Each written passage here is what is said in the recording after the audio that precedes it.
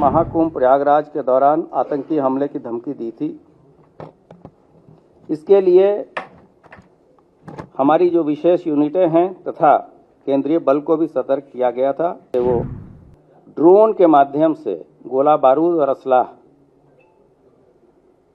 Pakistan border से India में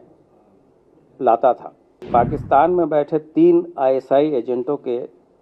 संपर्क में यह व्यक्ति था। महाकुंभ के दौरान जो चेकिंग और पुलिस की मुस्तैदी वहाँ थी, इसके कारण ये वहाँ कोई घटना कारित करने में सफल नहीं हो पाया। माननीय मुख्यमंत्री जी के नेतृत्व में उत्तर प्रदेश में जो अपराध और अपराधियों के प्रति जीरो टॉलरेंस तथा उत्तर प्रदेश को आतंकी एवं राष्ट्र विरोधी तत्वों से अवमुक्त करने की नीति के अनुपालन में उत्तर प्रदेश पुलिस तथा इसके विशेष बल जैसे एसटीएफ तथा एटीएस लगातार कार्य कर रही है। आप सभी अवगत हैं कि महाकुंभ के आयोजन के पहले ऐसे विघटनकारी तत्वों के द्वारा जो कि देश और विदेश में मौजूद थे, उनके द्वारा गड़बड़ी फैलाने की तथा कुछ ऐसी घटनाएं कारित करने की सूचना दी गई थी और यह सूचना विभिन्न एजेंसियों के माध्यम से हम लोग को प्राप्त हुई थी। उसी के क्रम में एक महत्वपूर्ण सफलता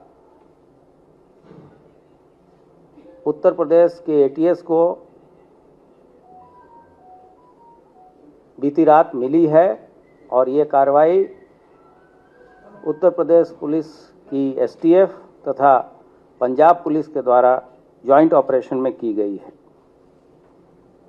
इस ऑपरेशन के तहत दिनांक 6/3/25 को बब्बर खालसा इंटरनेशनल एवं आईएसआई के मॉड्यूल का सक्रिय आतंकवादी लजर मसीह पुत्र कुलविंदर को कौशाम्बी से गिरफ्तार किया गया है। अभियुक्त का पूरा नाम लजर मसीह पुत्र कुलविंदर, निवासी ग्राम कुरलिया, थाना रामदास, अमृतसर, पंजाब है। जो बरामदगी हुई है उसमें 3 सक्रिय हैंड ग्रेनेड,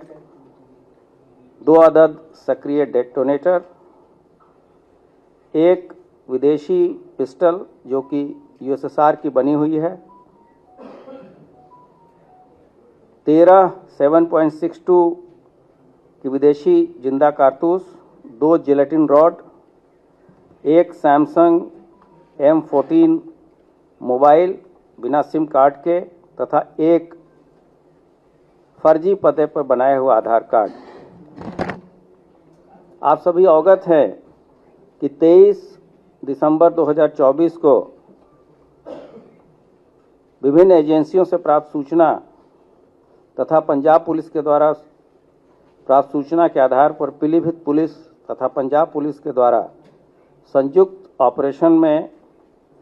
3 आतंकवादी मारे गए थे और उस मुठभेड़ में भारी संख्या में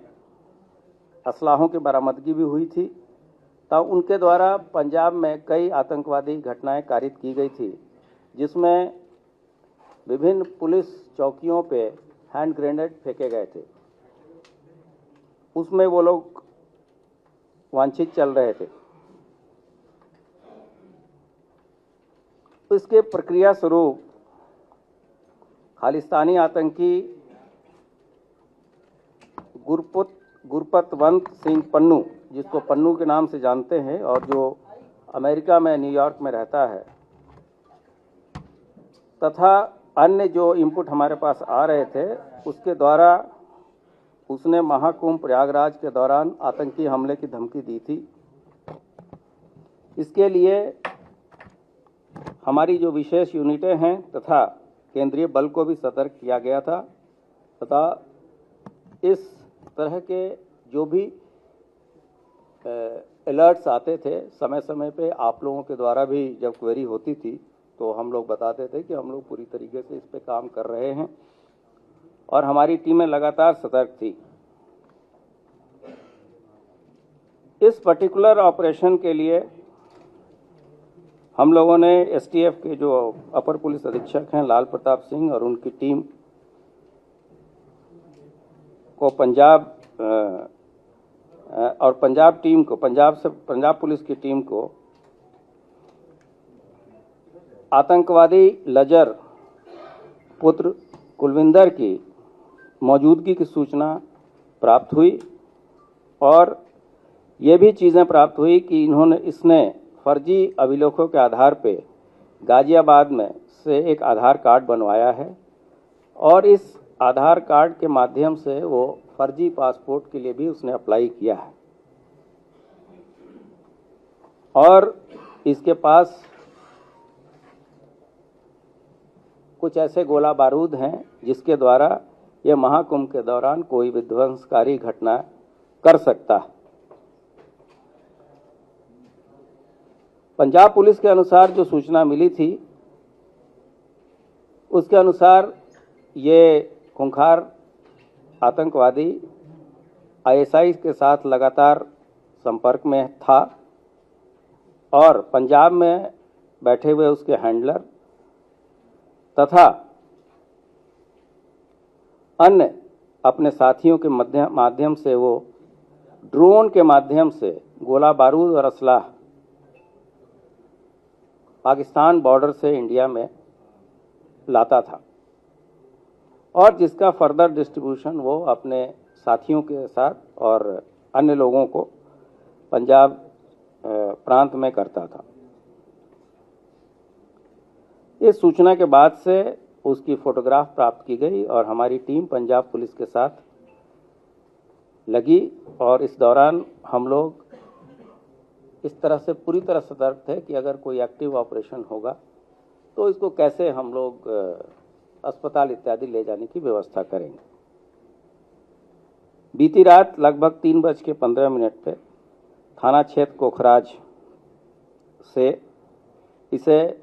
जो चीज़ें रिकवर हुई थी उसके साथ हम लोगों ने गिरफ्तारी की है। जो तत्काल इससे पूछताछ अभी तक हुई है उससे जो तथ्य प्रकाश में आए हैं वो ये है कि पाकिस्तान में बैठे 3 आईएसआई एजेंटों के संपर्क में यह व्यक्ति था। ये आर्म्स और हीरोइन की तस्करी के मामले में जेल गया था और जेल के अंदर गैंगवार के दौरान इसे चोट लगी थी और उसी क्रम में इसका इलाज गुरु नानक देव हॉस्पिटल अमृतसर में चल रहा था। उस दौरान ये पुलिस हिरासत से और जुडिशियल कस्टडी से 24/9/2024 को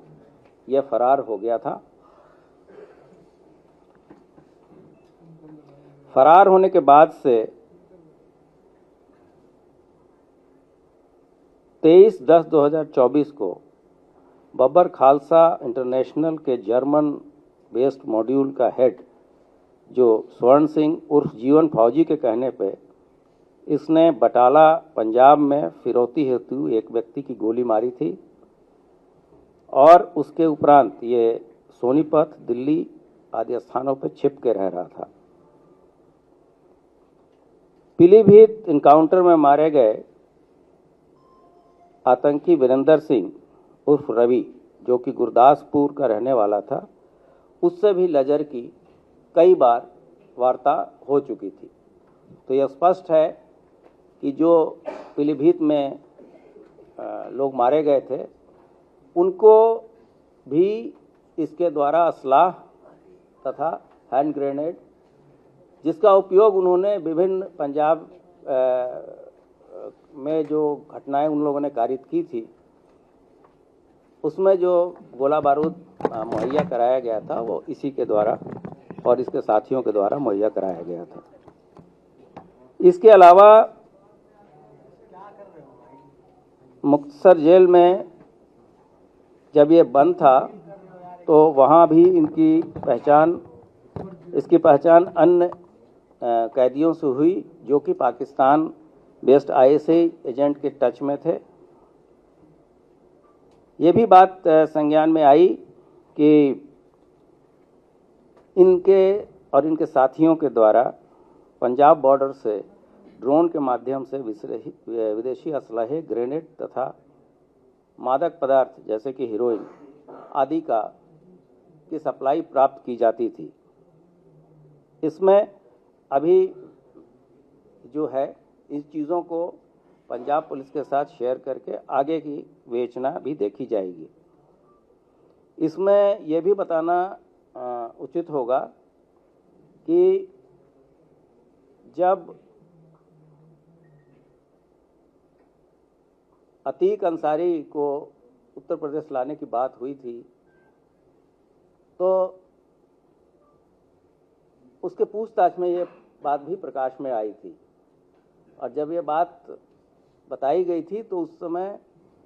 कुछ लोगों ने इस चीज़ पर प्रश्न उठाया था। तो पाकिस्तान की तरफ से बॉर्डर से शस्त्र और मादक पदार्थ इत्यादि आते हैं, ये चीज़ें पूरी तरीके से हम लोगों की विवेचना से पहले भी प्रमाणित थी और आज भी जो पूछताछ हुई है उससे पूर्ण तरीके से प्रमाणित हो गई है। ये भी चीज़ प्रकाश में आई है कि घटना कारित यहाँ कोई बड़ी घटना कारित करने के बाद से पासपोर्ट बन जाने पे इसको पुर्तगाल जाने की इसकी प्लानिंग थी।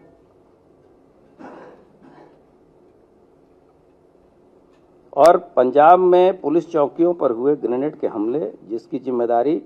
बब्बर खालसा इंटरनेशनल के जीवन फौजी उर्फ स्वर्ण सिंह ने ली थी, उन सभी घटनाओं में लजर या उसके साथियों द्वारा ही हैंड ग्रेनेड उपलब्ध कराए गए थे। हैंड ग्रेनेड जो रिकवरी की चीज़ें हैं उसके फोटोग्राफ अभी हम लोग आपको अपने ग्रुप पे शेयर कर देंगे। इसी तरीके से उसने कुछ और साथियों के भी नाम बताए हैं जो कि कुछ लोग यूएसए में रहते हैं, कुछ लोग पुर्तगाल में रहते हैं, कुछ लोग कतर में रहते हैं और इससे ये सिग्नल ऐप पे बातचीत करता है। जैसा कि मैंने बताया कि इसकी प्लानिंग घटना के बाद पुर्तगाल जाने की थी, लेकिन महाकुंभ के दौरान जो चेकिंग और पुलिस की मुस्तैदी वहाँ थी, इसके कारण ये वहाँ कोई घटना कारित करने में सफल नहीं हो पाया और इस दौरान वो कौशाम्बी, लखनऊ तथा कानपुर में जगह जगह बदल के इस दौरान ठहरा है। ये उसका कहना है। इन चीज़ों को हम आगे भी वेरीफाई करेंगे कि ये कहाँ कहाँ रहा है इस दौरान और किसके संपर्क में रहा है।